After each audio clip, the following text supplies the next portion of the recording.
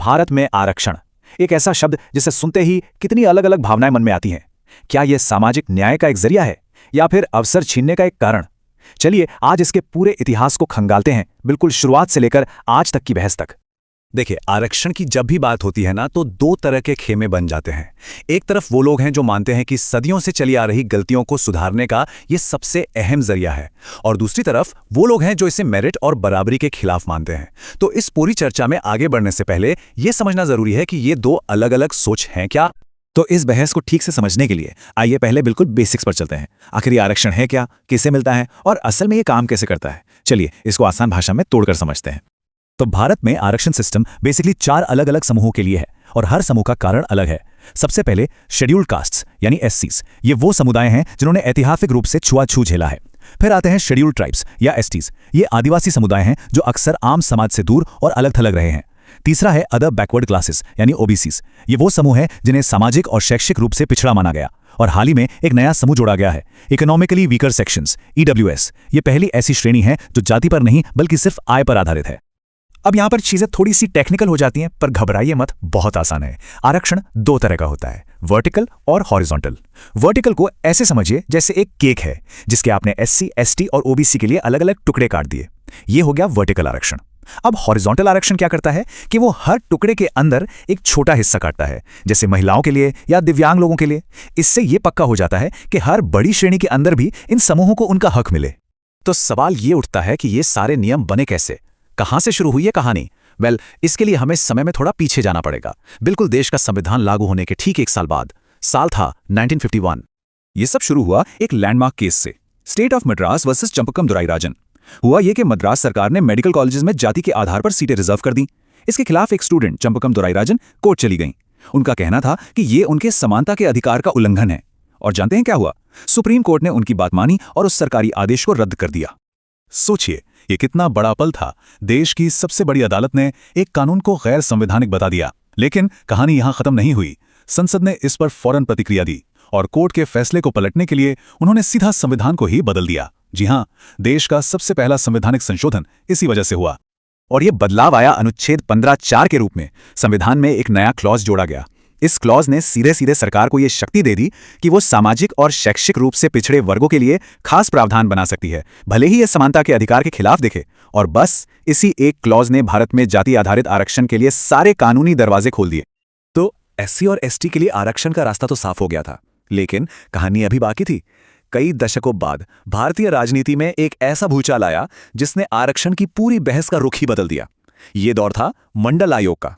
मंडल आयोग ने एक ऐसी रिपोर्ट दी जिसने सबको चौंका दिया। रिपोर्ट के मुताबिक भारत की 52% आबादी ओबीसी श्रेणी में आती थी। सिफारिश क्या थी? सरकारी नौकरियों में इनके लिए 27% आरक्षण। और जब 1990 में वीपी सिंह की सरकार ने इस रिपोर्ट को लागू किया तो बस पूरे देश में तूफान खड़ा हो गया। सड़कों पर जबरदस्त विरोध प्रदर्शन शुरू हो गए और समाज जाति के नाम पर बुरी तरह से बंट गया। अब जब सड़कों पर इतना हंगामा था और राजनीति इतनी गर्म थी, तो मामला सुप्रीम कोर्ट पहुंचना ही था। और फिर आया वो ऐतिहासिक फैसला, इंदिरा साहनी बनाम भारत संघ केस का। ये वो फैसला है जो आज भी भारत की आरक्षण नीति की नींव माना जाता है। जरा सोचिए कि चीजें कितनी तेजी से आगे बढ़ीं। 1990 में एक राजनीतिक फैसला लिया गया जिसने पूरे देश में आग लगा दी।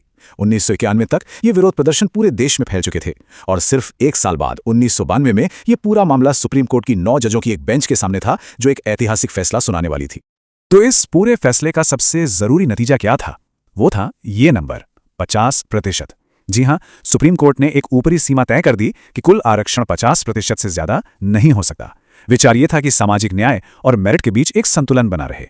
इसी फैसले में कोर्ट ने एक और बहुत ही महत्वपूर्ण विचार पेश किया, क्रीमी लेयर का। इसके पीछे का तर्क बड़ा सरल था। कोर्ट ने कहा कि आरक्षण का मकसद पिछड़ेपन को दूर करना है, तो जो लोग ओबीसीज में होते हुए भी सामाजिक और शैक्षिक रूप से आगे निकल चुके हैं, उन्हें इसका फायदा नहीं मिलना चाहिए। यह एक कोशिश थी कि आरक्षण का लाभ सही मायनों में जरूरतमंद लोगों तक ही पहुंचे। लेकिन जैसा कि हमने पहले भी देखा, कहानी यहां खत्म नहीं होती। एक बार फिर संसद ने सुप्रीम कोर्ट के फैसले पर प्रतिक्रिया दी और इसके लिए उन्होंने संविधान में कई अहम बदलाव किए। इन संशोधनों ने खेल के नियमों को काफी हद तक बदल दिया। पहले तो उन्होंने प्रमोशन में आरक्षण को वापस लाया, जिसे इंदिरा साहनी केस ने मना कर दिया था। फिर उन्होंने बैकलॉग रिक्तियों को 50% की सीमा से बाहर कर दिया। और फिर सबसे बड़ा बदलाव आया 103वें संशोधन से, जिसने एक बिल्कुल नई श्रेणी बना दी, आर्थिक रूप से कमजोर वर्ग या ईडब्ल्यूएस। तो आज की स्थिति क्या है? देखिए, एससी, एसटी और ओबीसी के पुराने कोटा के साथ अब 10% ईडब्ल्यूएस का कोटा भी जुड़ गया है। इसका मतलब क्या हुआ? इसका मतलब ये हुआ कि कुल आरक्षण अब 59.5% हो गया है। यानी सुप्रीम कोर्ट की बनाई हुई 50% की लक्ष्मण रेखा अब पार हो चुकी है। ये एक बहुत बहुत बड़ा बदलाव था। जाहिर सी बात है, जब 50% की सीमा टूटी तो इससे कोर्ट में चुनौती दी जानी ही थी, और इसने एक और बड़ी कानूनी लड़ाई की नींव रखी, जिसने आरक्षण के पूरे ढांचे को एक बार फिर सुप्रीम कोर्ट के सामने लाकर खड़ा कर दिया। ये केस था जनहित अभियान केस, और इसमें सुप्रीम कोर्ट ने ईडब्ल्यूएस कोटा को सही ठहराया। कोर्ट ने 3 बड़ी बातें कहीं। पहली, कि संसद आर्थिक आधार पर आरक्षण दे सकती है। दूसरी, एससी, एसटी, ओबीसी को इससे बाहर रखना भेदभाव नहीं है। और तीसरी और सबसे अहम बात कि 50% की जो सीमा है वो सिर्फ एससी, एसटी, ओबीसी आरक्षण के लिए थी, ईडब्ल्यूएस जैसी नई श्रेणियों के लिए नहीं। और इसके साथ ही 70 साल से ज्यादा केस कानूनी और राजनीतिक सफर के बाद हम वहीं आ खड़े होते हैं जहां से शुरू किया था, एक बुनियादी सवाल पर। आरक्षण का आधार क्या होना चाहिए?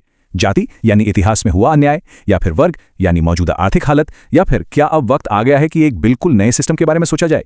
ये एक ऐसा सवाल है जिसका कोई आसान जवाब नहीं है, और ये सवाल आज भी भारत की सामाजिक और राजनीतिक बहस के बिल्कुल केंद्र में है।